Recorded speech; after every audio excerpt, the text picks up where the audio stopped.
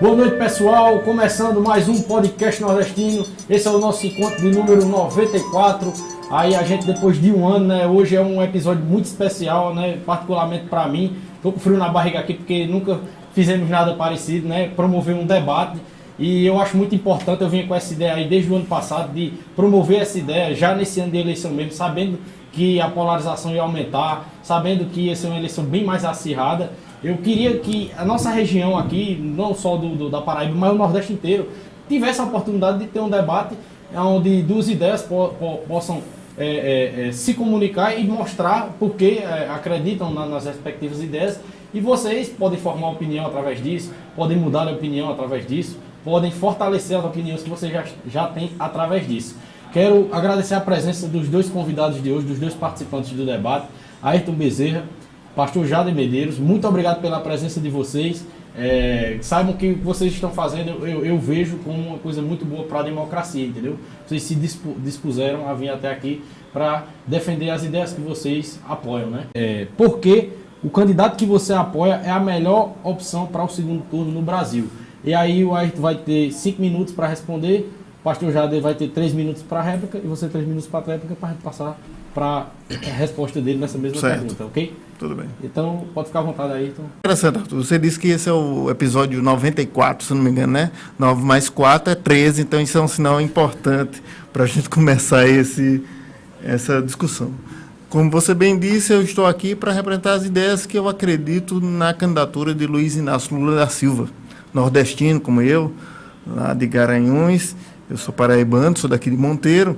E, para mim, Lula representa uma esperança que a gente volte a ter na população brasileira o sentimento de dias melhores. Lula representa a volta dos pobres no orçamento público. Eu não sei se você estava aqui no dia que Lula esteve aqui na inauguração popular da transposição do Rio São Francisco, em abril de 2017. Monteiro ficou tomada por nordestinos de toda a região, e que Lula falou e se repete ao longo de sua campanha, de que não adianta ser presidente da República sem olhar para as pessoas mais humildes, para colocar o orçamento voltado para as pessoas mais pobres desse país. E é isso que eu acho que ele fez durante os 8 anos de governo e que ele pode melhorar a partir disso. Vou dar alguns exemplos de programas que foram implantados que demonstram isso. Eu sou do Nordeste, como eu bem disse, e o Nordeste, a zona rural do Nordeste tinha com poucas comunidades com luz. E o programa Luz para Todos foi fundamental para chegar em todos os rincões. Para você ter ideia, chegou aos 220 municípios da Paraíba. Por que 220? A Paraíba tem 223 municípios. Só tinha luz em todo o território rural da Paraíba, os municípios de João Pessoa, Cabedelo e Santa Rita. O restante da Paraíba inteira tinha comunidades rurais sem luz. E o Luz para Todos chegou em todos os pontos da zona rural desse país. Isso é muito fundamental. Você imaginar de que há menos de 20 anos, porque Lula foi eleito em 2003, tinham várias e várias comunidades que viviam à luz de candeeira ainda. E o programa Luz para Todos chegou com luz em todas as comunidades rurais desse país. Programas como o SAMU. Hoje as pessoas talvez não saibam, mas o SAMU não existia antes do governo Lula. Aquele sistema de emergência que você liga quando tem um parente seu passando mal, alguém que sofreu um ataque cardíaco. Antigamente, antes de Lula, as pessoas tinham que recorrer ao carro do vizinho ou então mendigar para o vereador levar. Então, hoje você tem um sistema público que funciona, que tem uns problemas, mas que funciona, que atende milhares de brasileiros, Brasil afora. O Plano Safra, que os agricultores recorrem quando tem perda na sua safra. O Brasil Sorridente, aqui em Monteiro foi implantado o CEL, o Centro de Especialidade Odontológica, que não existia na rede pública antes do governo Lula. As UPAs pelo Brasil inteiro ajudam na atenção básica, no atendimento de saúde. Em Monteiro não tinha UPA antes, não existia UPA antes de Lula, foi Lula que implantou no país. ampliação das equipes de saúde da família. As equipes de saúde da família fazem um trabalho fundamental no atendimento às populações, os agentes comunitários de saúde, os agentes de endemias, me parece que você citou que é um agente de endemia. Um agente comunitário de saúde. Pois é, esse programa foi ampliado durante o governo Lula, foi fortalecido durante o governo Lula, foi valorizado durante o governo Lula. E esses programas são fundamentais na saúde da população. Isso e vários outros exemplos que a gente tem, foi a partir do governo Lula que ele começou a enxergar a população mais pobre.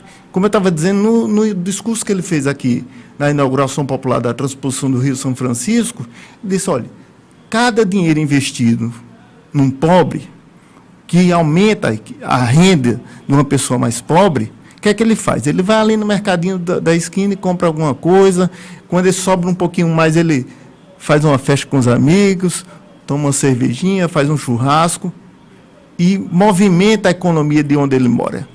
Isso é o que o pobre faz. Na primeira oportunidade, troca os móveis da casa, compra uma geladeira nova, uma televisão. Como era a lógica no Brasil, se dá o dinheiro para os grandes empresários, para as grandes indústrias, o que é que ele faz? Ele fortalece o capital dele, a primeira coisa que ele faz é tirar dinheiro para o exterior, investir fora do Brasil. Com o pobre não acontece isso. Ele gasta na esquina dele lá.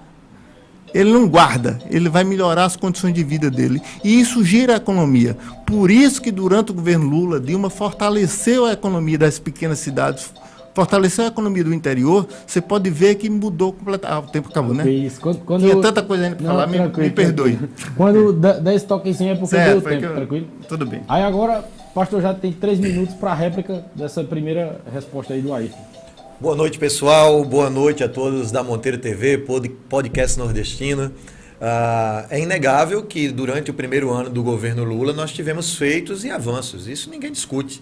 O governo Lula foi um governo produtivo durante seu primeiro mandato e isso é inegável. Agora, o que se esperar de 4 anos de um governo, né, no seu primeiro mandato, de 8, depois de mais de 16, se a gente for falar aí do período Dilma, era que a gente continuasse no candeeiro, né?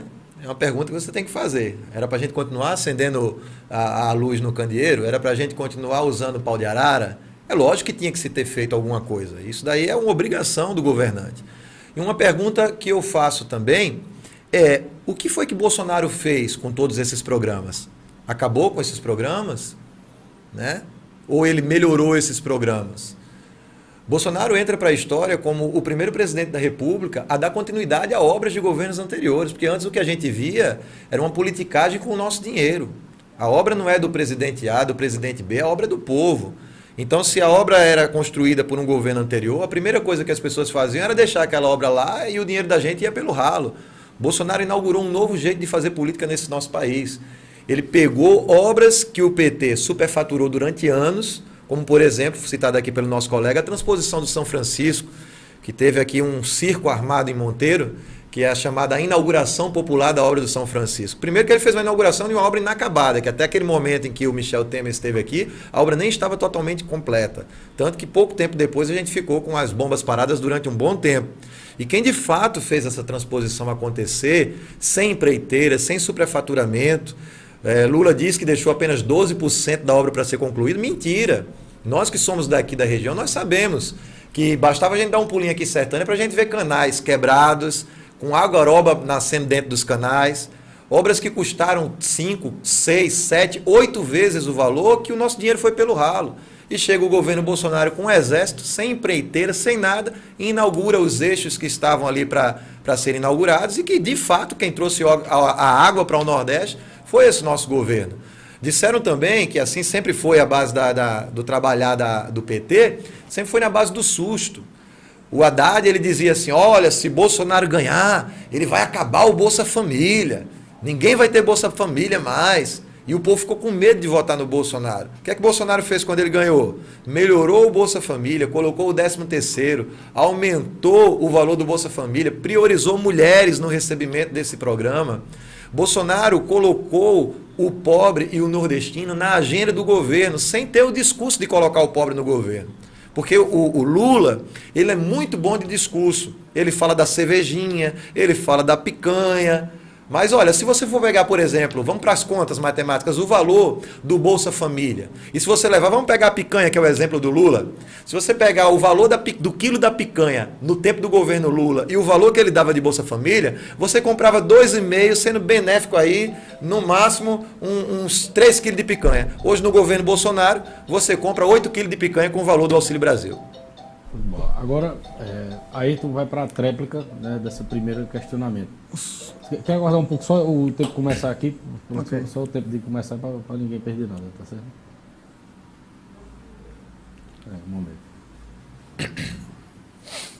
3 minutos para tréplica.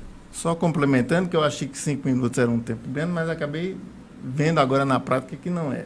Então, complementando a informação que eu vi, então tem um caminho na escola que, como o pastor bem lembrou, antes os estudantes andavam de pau de arara, e a partir do governo Lula foi que esses ônibus amarelos começaram a aparecer no interior do estado. As creches, que nós não tínhamos creches na região, que foram, a partir do governo Lula, construídas. O programa de ampliação das universidades, fundamental. É inadmissível que a minha geração, que eu acho que eu sou da geração um pouquinho mais anterior à do pastor, nós tínhamos que ir para Campina Grande, João Pessoa, para estudar, porque não tinha universidade federal no interior. Hoje estamos no campus da UFCG aqui em Sumé. Nós temos um IFPB aqui em Monteiro. Nós tivemos o Enem, ele favorece para que estudantes do Brasil inteiro concorram vaga. Antes você tinha que fazer vestibular. Pessoa, vestibular no Recife, vestibular na Bahia, se quiser, vestibular. Isso aí faz vestibular pelo Brasil todo. A partir da criação do Enem, o estudante daqui pode concorrer à vaga do curso que ele quiser no Brasil inteiro. Então, isso foi fundamental para garantizar o acesso ao ensino público superior. Além de todo o avanço econômico. Não é, quando o Lula fala picanha e da cerveja, ele não está se referindo ao Bolsa Família, não. Não é isso, é porque a partir do governo Lula, o Brasil atingiu a 7ª economia do mundo. Melhorou a renda das pessoas. Não foi com Bolsa Família, não. A Bolsa Família era para ajudar a combater a fome. Melhorou a renda. É comum.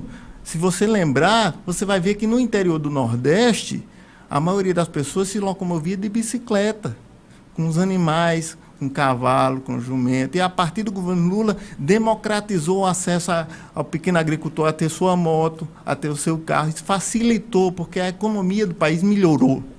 As pessoas começaram a ter acesso a uma condição de vida melhor.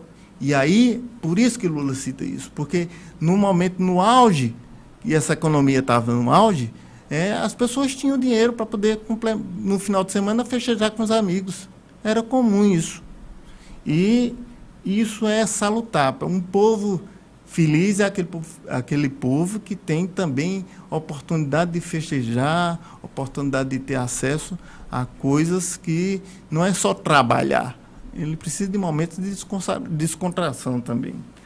E, sobretudo, eu acho que a coisa mais importante nesse momento é o que está em jogo nessas eleições, a democracia desse país.